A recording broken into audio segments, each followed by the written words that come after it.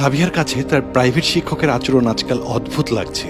ইশারা ইঙ্গিতে যেন তার হাত পা ছুঁতে চায় টিউটর তুষার। সেদিন সাবিহা বসে অঙ্ক করছিল, এর মধ্যেই তুষার সাবিহার হাতের আঙ্গুল স্পর্শ করতে লাগলো। সাবিহার বিষয়টা মোটেও ভালো লাগছে না। সে বারবার আঙ্গুলগুলো আরো জড়ো করে সরাতে লাগলো। হাত কাঁপছে তার।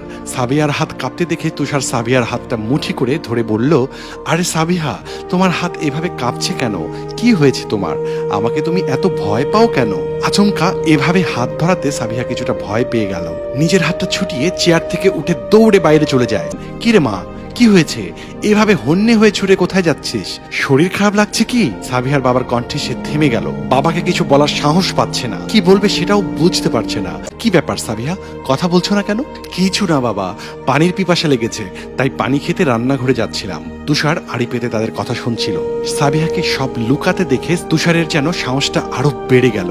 মনে মনে ভাবছে, কোনো একদিন বাসা খালি থাকলে সাবিহাকে বুঝিয়ে দিতে পারবে কত গমে কত আটা। এসব ভেবেই তুষার পরিতৃপ্তি নিচ্ছে। আরে কি হয়েছিল তোমার? আমাকে ভয় পাওয়ার কি আছে? আমি তো তোমাকে কষ্ট দেব না, বরং ভালোবাসা দিয়ে রাখবো। থাক, আর ভয় পেতে হবে না। এবার এই অঙ্কটা করে নাও। সাবিহা আর কথা বাড়ায় না, চেয়ারে বসে ভয় পেয়ে অঙ্কটা করতে থাকে। এবার সাবিহার শিক্ষক সাবিহার পায়ে পা দিয়ে স্পর্শ করতে লাগলেন। তারপর সে সীমা অতিক্রম করে সাবিহার ঘাড়ে হাত দেয়। সাবিহার চোখ পেয়ে পানি পড়ছে।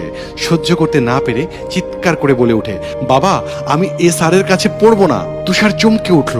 সাবিহার বাবা দ্রুত ঘটনাস্থলে আসেন। তিনি রুমে এসে সাবিহাকে কারণ জিজ্ঞেস করতেই সাবিহা বলে ওঠে, স্যার আমার সাথে অসভ্য আচরণ করে বাবা, আমাকে মাফ করো, আমি আর এ স্যারের কাছে পড়বো না।